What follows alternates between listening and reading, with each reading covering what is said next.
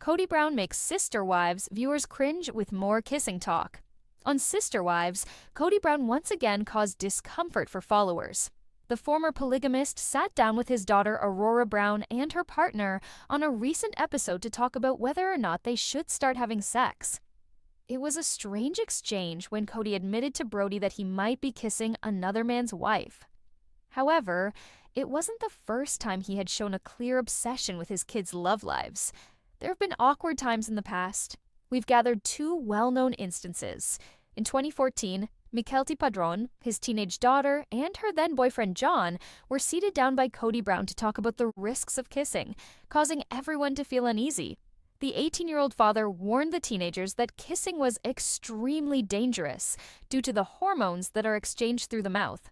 When you kiss the person that you kiss, their hormones go into your mouth and it registers certain things that will stimulate both the heart and the body for other reasons, Brown told the teenagers, according to the Salt Lake Tribune. He continued by insisting that science supported his statements. Viewers from thousands of kilometers away were wriggling over the awkward talk. Mykelti and her ex-boyfriend's breakup is not surprising. Most men would have left after the chat alone. After a while, Mykelti moved on and started dating Tony Padron. After only a few months of meeting, the pair became engaged and married soon after. The family seems content together in spite of their early trepidation. To Christine Brown's dismay, Tony and Mykelti recently relocated from Utah to North Carolina. They have 3 kids together. While his remarks about Mykelti and her ex-boyfriend were embarrassing to fans, Kody Brown's remarks in more recent years were blatantly offensive. The 18-year-old father stated in a one-on-one interview that he refused to spend time with his other spouses and kids due to his elder boy's behavior. Kody expressed his frustration with Gabriel Brown and Garrison Brown's disregard for his strict COVID-19 guidelines. The crude remark implied that Gabriel and Garrison were hanging out with friends and love partners. He said he would be so mad if his younger children died from COVID because someone had to get their pencil wet. He implied that they were disregarding their family members' safety in order to have S****. At the height of the pandemic, Gabriel and Garrison were at conflict with Kody. In 2024, Garrison passed away. Since then, Gabriel has relocated to Chicago and never longer interacts with his father in public. But on a cool fall morning in Flagstaff, Kody Brown was sitting in his large leather recliner, looking through papers and bills.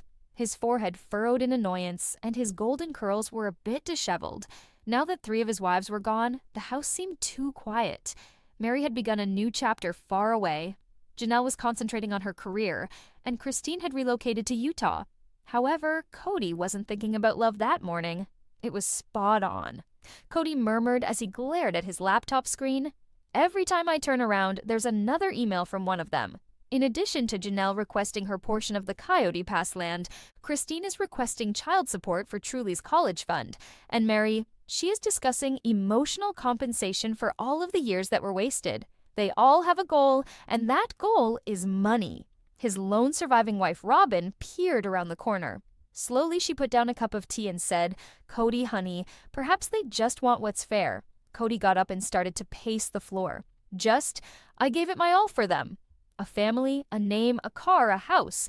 They are now attempting to seize what remains. Family is no longer important to them, just the profit indications are. Robin let out a sigh. You're acting suspiciously once more. Kody, they're not after your money. All they want is closure. Kody wasn't paying attention, though. Her remarks were overshadowed by his pride. He began taking notes after taking out a folder titled Financial Records Brown Family. He muttered to himself, I'll give them war if they want it. No one is stealing what belongs to me. Christine was on a video conversation with Janelle in Utah, which was miles away. As they talked about their new life, the 2 women laughed together. Remember his remarks from last week? I laughed, Christine said. That we were planning to empty his wallet? Janelle gave an eye roll. He did, of course. Kody in the classic sense. He has an obsession with power. In actuality, we don't seek retribution. We just want what is rightfully ours. Christine gave a nod. I've moved on. I've found serenity, love, and a new home. All I want is for the past to be resolved. However, online rumors began to circulate. Kody Brown fears exes are targeting his wealth. According to a Sister Wives fan account that leaked, the news was picked up by tabloids within hours. The headlines shouted, Cody felt validated when he saw the reports. You see? He gestured to Robin with his phone. Even the media's aware of it. Robin made an effort to soothe him. You're contributing to the drama, Cody. Don't read those remarks any further. Cody was unable to stop, though. Every item exacerbated his loneliness and rage. He peered out the window of the almost deserted house later that night. They all abandoned me, he said, and now they're stealing parts of me. He was joined by Robin, who put a hand on his shoulder. Perhaps they aren't the issue, Cody. Perhaps you were unable to let go. Cody didn't argue for the first time in a long time. The desert breeze was whispering through the trees as he stood there. He was no longer certain whether his ex-wives truly want his money, or if they were merely seeking the independence he had consistently denied them. However, he knew in his heart, Cody Brown had already lost the one thing he couldn't get back, his family. This was true regardless of how many wives he had left or how much money he maintained, but the Brown family had once again found itself in the public eye in early June 2025. Cody Brown was at the heart of Sister Wives' odd new period, which was coming to an end after years of drama, splits, and tearful interviews. Cody's odd appearance.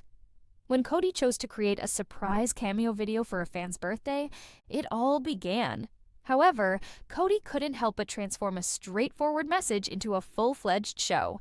As usual, he started the video with that recognizable self-assured grin and his old leather jacket, adding, "Hello, this is Cody Brown. He used to be the husband of 4 children, but he still has a lot of love to share." Calling himself the original polygamy philosopher, he continued to discuss life lessons, spiritual awakenings, and even recited some of his own old reality show lines. The cameo went viral not because of the message, but because midway through, Cody began arguing with himself about who was the real victim of the family breakup. The fans were confused and amused. Some considered it a cunning move. Even Janelle, who was watching from her peaceful Flagstaff home, laughed so hard she almost spilled her tea. Others described it as Cody's most bizarre appearance ever. She addressed the camera crew saying, "Classic Cody. He debates himself even when conversing with others." Sister Wives host Sukanya Krishnan suddenly revealed an exclusive sit-down interview that would change the way fans see the Browns forever when the internet was still buzzing about the cameo. For a tell-all special, Suki had brought together Christine, Janelle, Meri, and even Cody. From the beginning, the tension was electrifying. First to open up was Christine, who was radiant from her recent marriage to David Woolley. She grinned and added, "I'm finally living. Until I left my world, I had no idea how small it was." Janelle gave a nod of understanding, but Suki's eyes flared with annoyance as he looked at Cody. He remarked scathingly, "I've been portrayed as the villain for too long. No one discusses the sacrifices I made for this family." Everyone was surprised when Meri, who had always been quiet, finally spoke up. "Cody, you gave us up for power. That's the reality," she stated. There was silence in the studio. Suki appeared astounded as well. Within hours, the interview clip went viral all across the world. The most brutally honest moment in Sister Wives history, according to fans. Meanwhile, in order to celebrate freedom, love, and a new chapter, Christine and David made the decision to take their big trip to Europe, which had been long overdue. Christine shared brilliant selfies beneath the Eiffel Tower in Paris, where they first appeared with the caption, "From multiple wives to the Queen of Paris." After that, they traveled to Italy, where David gave her a surprise private gondola ride in Venice. With tears in her eyes, Christine said, "I believed I wasn't deserving of this kind of love for years. I know better now." Supporting responses flooded social media as fans encouraged her.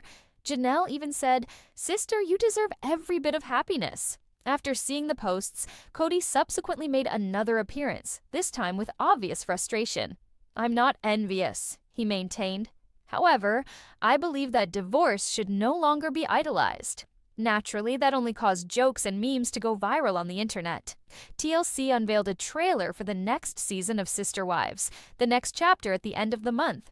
Quick shots of Christine dancing in Italy, Meri opening a new inn in Utah, Janelle starting a podcast about life after polygamy, and Cody alone in the wilderness were all shown in the trailer. Suki's voiceover then began. "The tale is not finished. It's simply altering form. A final image of Cody standing on a mountain ridge with wind in his hair and muttered as fireworks erupted over the screen, "Perhaps I need a new beginning after all." It was dramatic. It was sentimental. It was a scene straight out of Sister Wives. Fans eagerly anticipated the next strange turn of events. But Janelle Brown ultimately made the decision that it was time for a fresh start after a few emotionally taxing years in Flagstaff, as she packed up her belongings, bid farewell to her peaceful Arizona home, and set her sights on the East Coast, a region she'd only visited a few times but had always dreamed of relocating to. The Sister Wives cameras followed her. In the season premiere, she stood next to her crowded SUV and said, "I need to find me again. My life was centered around family dynamics, multiple marriages, and attempting to make things work for a very long time. Now, however, it's about independence, peace, and a new beginning." A new beginning in Vermont. In Vermont, a tiny village nestled amid mountain paths and maple forests, Janelle started a new chapter in her life. On the outskirts of town, she rented a comfortable farmhouse with a large front porch where she could finally breathe, a garden, and hens. During her early days, the producers documented heartwarming moments, such as Janelle learning how to cut firewood, cooking alone in the rustic kitchen, and going to a local farmer's market where she met her first new acquaintances. With a gentle smile, Janelle said to the TLC cameras, "I feel like I'm healing here. This location serves as a reminder that heartbreak doesn't mean the end of life. It simply means a change in course."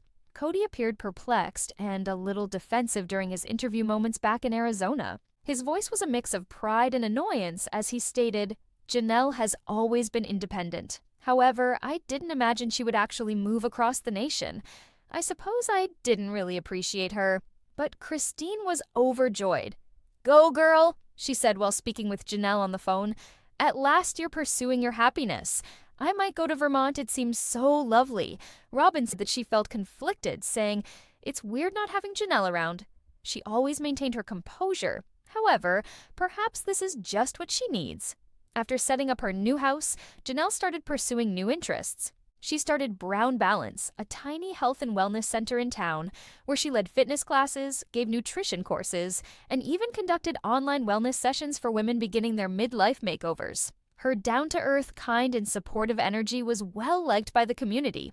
During one of her sessions, Janelle explained, "People come here to find balance. However, I believe that I was the one who had to locate it first."